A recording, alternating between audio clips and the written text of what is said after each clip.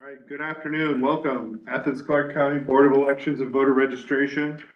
Special called meeting. The date is April 24th. The time is 4:31 PM.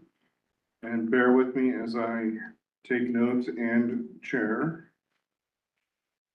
Okay. First item on the agenda is to adopt. Motion on the floor to adopt. I so move. Okay, I second. okay. All those in favor of adopting the agenda, say aye. Aye. Okay. Agenda is adopted. All right, next item on the agenda is public comment. Looks like we have one member of the public here. Do you wish to speak? Not this time. Okay. You're welcome to 3 minutes if you want to. Well, I'll just say, Sure, please.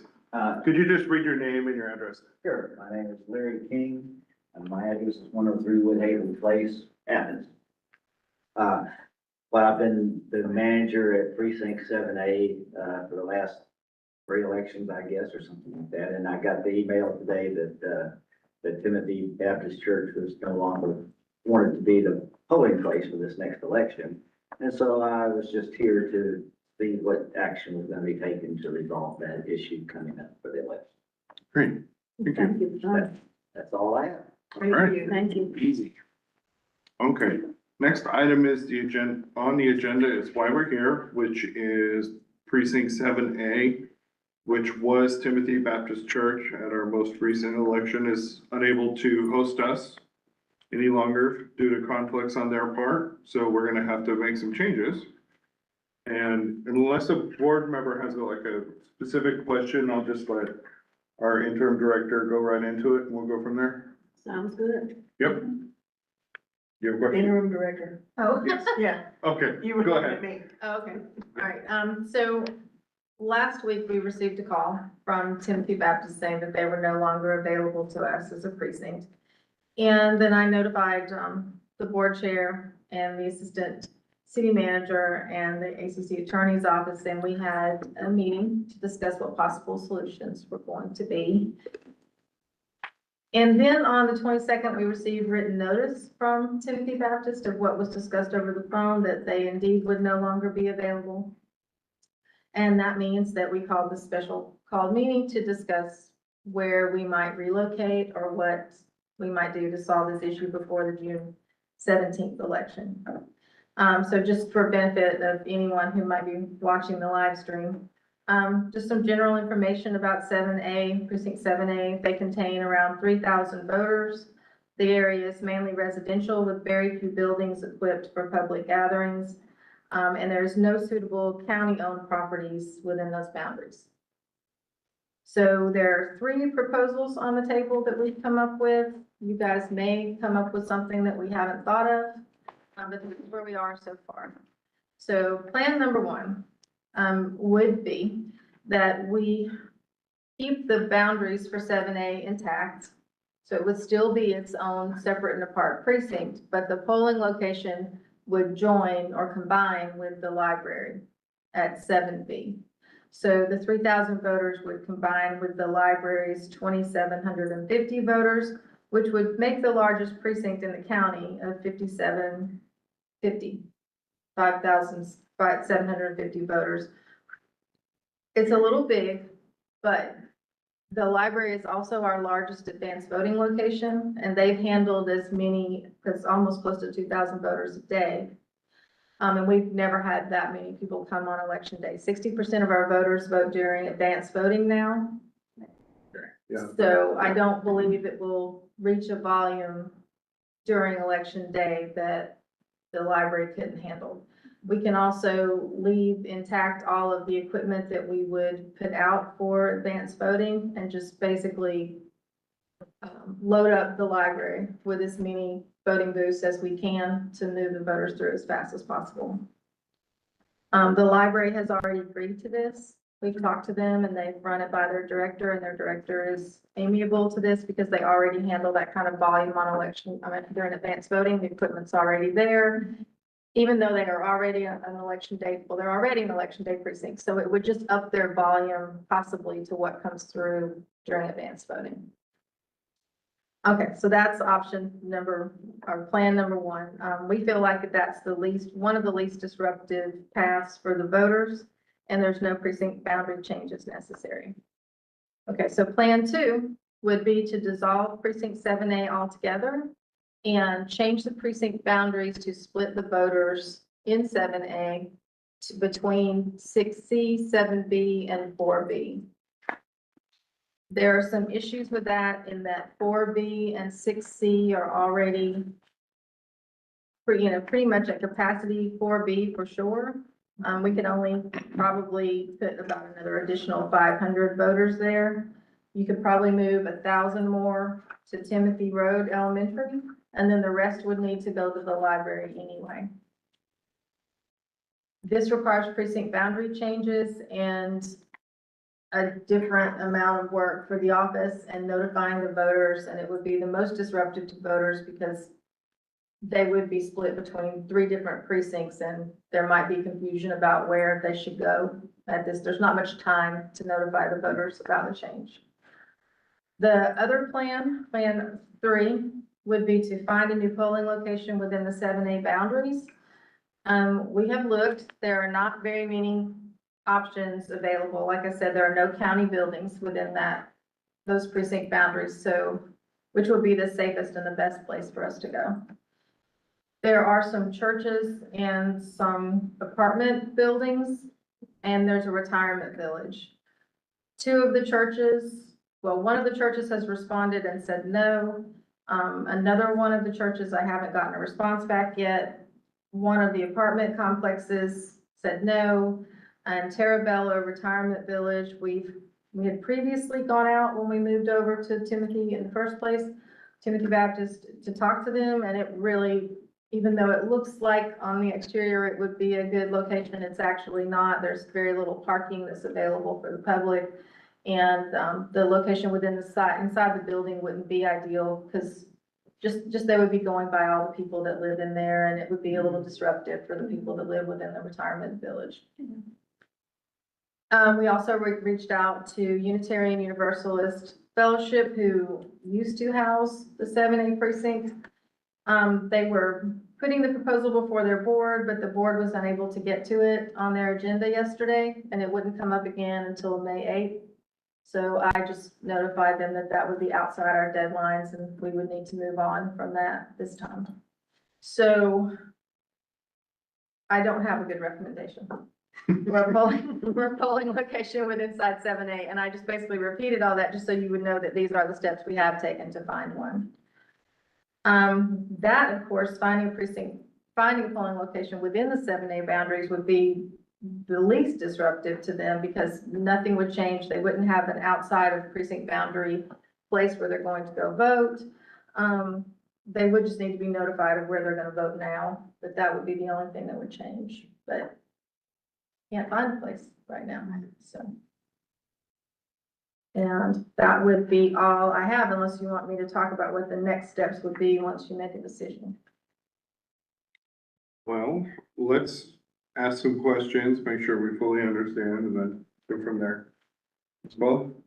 Well, from past experience, the one thing that we do know is that the less confusion we place on the voters, the more comfortable they feel that we're running a good election, no feedback. So I think what should be uppermost in our mind is what will suit the voters better. And as I look at it, why would we make 3 moves when we can make 1 move?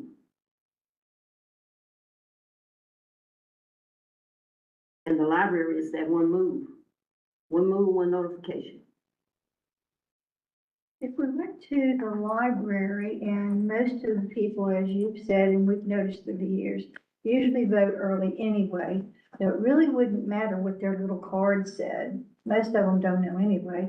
Most of them just go to wherever it is they usually like to vote early. So I think that that would be least disruptive to everybody concerned because many people probably wouldn't even know that this has happened. They would go to the library, it can accommodate everybody. If I understand it, you wouldn't really need to change anything because they're just doing their early voting there anyway. Well, I didn't mean to confuse things by talking about early voting as well. The 7A voters still would have to vote at 7B if that's what you decided to do, is to combine the voting sites, the polling sites. So that would change their numbers. Yeah, they will get a new precinct card that says, now you will vote at the library Yeah, that makes sense. on election day. But that would probably be the least of it. I mean, if that's where they typically vote early anyway, it seems like the best plan. I mean, we may want to continue discussing it some more and see if there are any pitfalls or anything legally that we haven't considered, but when I read over it yesterday, it just seemed like that was the best idea. My thought was just people in Clarke County are gonna use the library anyway for library services. So it's a place that 7A voters might go to anyway. Routinely, just to use the library. So, And get a new book. yeah. So, that felt pretty good to me. My question is, I'm assuming you have hired or plan to hire the folks that you were gonna put at Timothy Baptist. Are you gonna spread them out? You probably don't need double now at the library. That's probably overkill. I hadn't I hadn't made a decision about what to do about that yet, and we're fully staffed for the election, so we could maybe use 1 or 2 more people. This is a really small election. So if we decide to do that, we could maybe use 2 more poll workers at the library, but I don't think we're gonna need the entire How many 7A did you have? staff. 4? 6. You had 6. So we would have 8, which I don't even think are really even gonna be necessary, but I'd like to offer them an opportunity to work if they want to.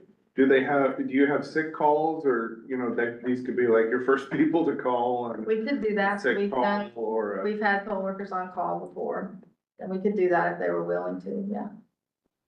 family emergency swap out or something. Okay. All right.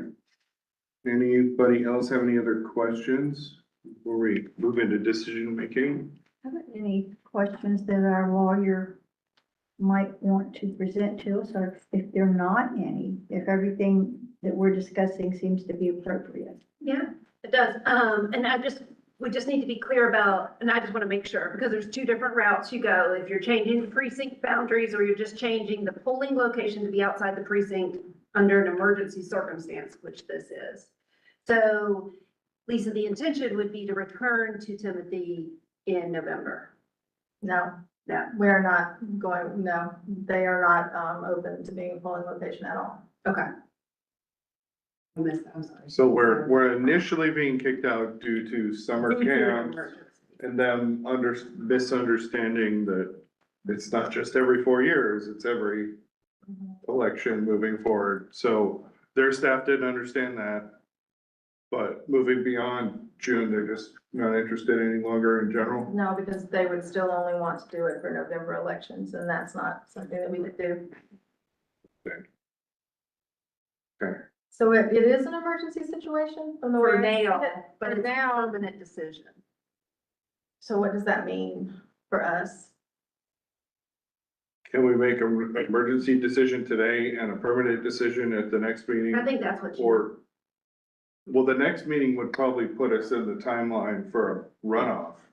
Like we would need to do it at the next meeting, have to look at that. When would the runoff be? June 15th, the July 15th. Our next meeting is May. Did the temporary not cover both meetings? Temporary emergency? Well, let's see. It would cover the election and the runoff, right? Yeah. Because the runoff is part of this. Part of this election. Well, I'll just read from y'all the statute, a part of the statute, that's the most important thing. So in terms of not changing a polling place within a certain number of days before the election, except at the discretion of the superintendent, When an emergency or event occurs during such time period, which renders the polling place unavailable for use as such general primary, general elections, special primary, special election, or runoff.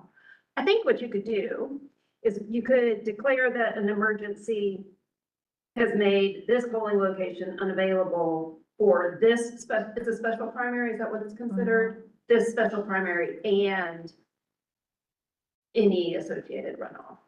I think we could. And there's time, to do the notice requirements in the paper and things like that, if a decision is made today about that.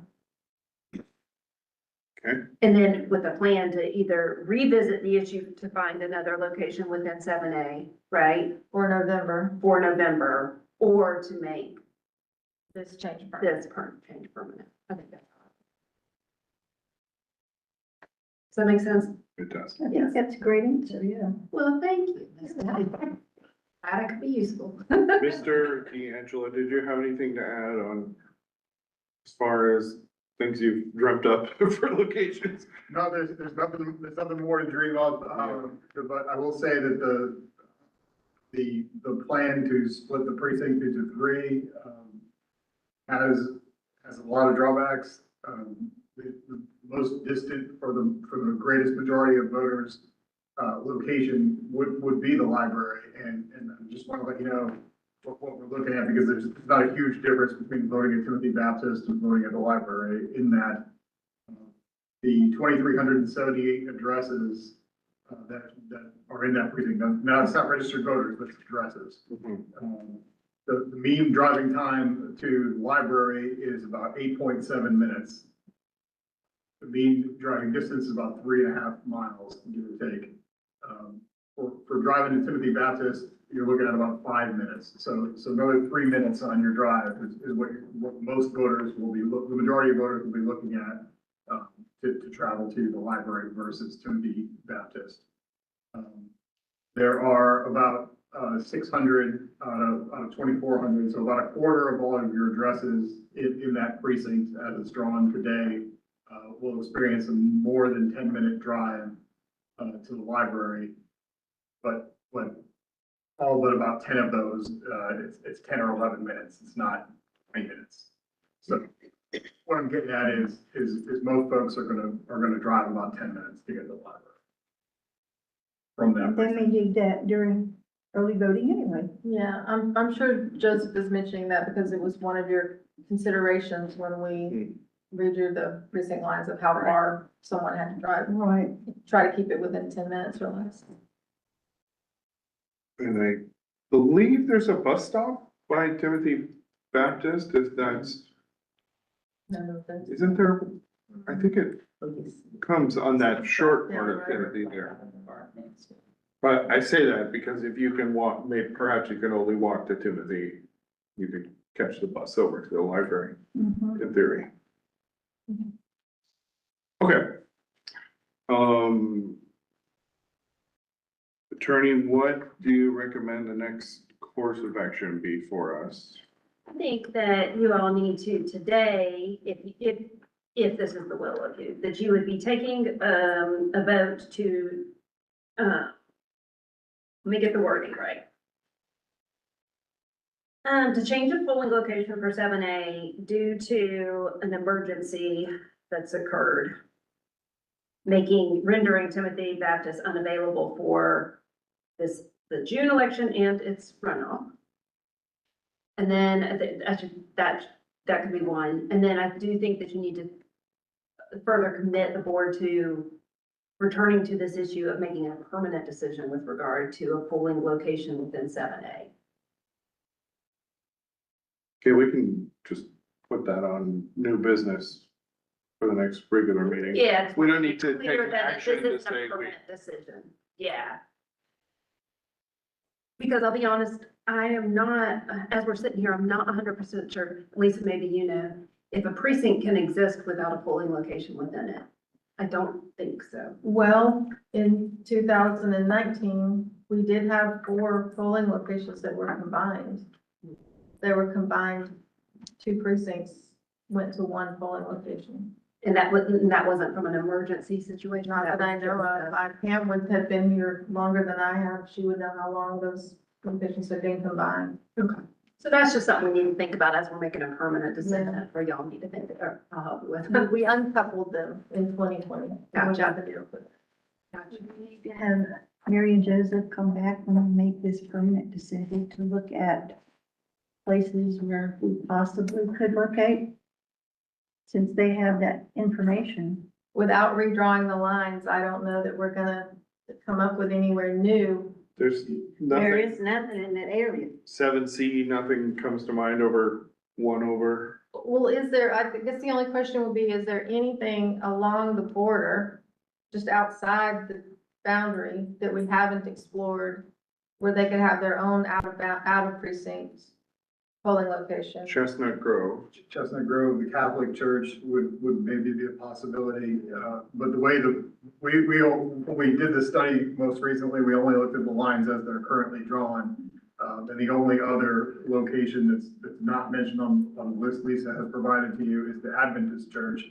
And, we don't know anything about, the building, other than the fact that it looks like the building's about 4,200 square feet in size. And it's very parking constrained as well. But aside from that, there really aren't there are no public buildings that are immediately adjacent. I would love to explore Chestnut Grove as a potential permanent fix. But it's outside the boundaries, is that what we're talking about? Yes. But can we move it go like this, even though nobody lives there? But you would incorporate that entire census block boundary, and I don't know what the population of that block is off the top of my head, but I can't give you that information. I think there's other laws and rules that we get into if we move the boundary at all. That we would just have to explore what that means to us. Yeah. Yeah, okay, We would have to- But if we Well, have let's- to, we have to. yeah, let's fix June and July and then, Let's deal with the emergency first, yeah, right? yeah, okay. The consensus seems to be Plan 1, yes? Yeah. Okay, so, I attempted to capture what you're Okay, good, saying. but I can repeat, I had the quote code book open, so we're good. Sure, okay, so the floor is gonna be open for a motion to change 7A due to an emergency situation of a precinct not being available. Polling place. Thank you. Polling place not being available for the June election and potential runoff in July. And this will be a temporary decision. I so moved. Okay, we'll have to go back to the video and recapture that motion. Let Adam do that. Yeah, Adam can do that. It said, 4:53. Okay, so motion by Ms. Hill. Do we have a second? Okay, second, Ms. Riley. All those in favor of moving, you know what I didn't say, actually? Okay. I don't think I said the word library. Move to the library. Okay, yeah, restate your motion. Yeah, I don't have to withdraw it. no, you can We're accept just my gonna amendment. restate it. Well, you actually made it, so you can restate it, okay. but just to move to the library. To add to the motion that I made, we need to add that we're moving the polling location to the Athens Library. Temporarily for Temporarily. June and potentially July. I think you said that part. Okay, and then, all right. Are you satisfied with the amendment? I will. Okay. All those in favor, say aye. Aye. Any opposed? Okay, the ayes have it.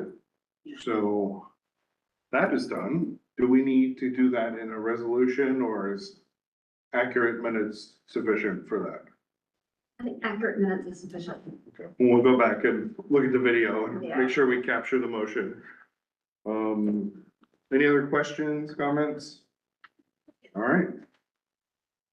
Next is an announcement. May 13th is our next regular meeting here at 2555 Lexington Road in Athens, Georgia, and the time will be 4:30 PM.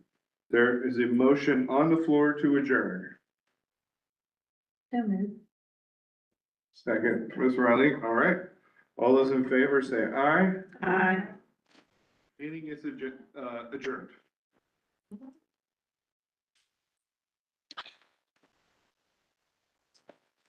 Okay, I hope I'm right about that resolution.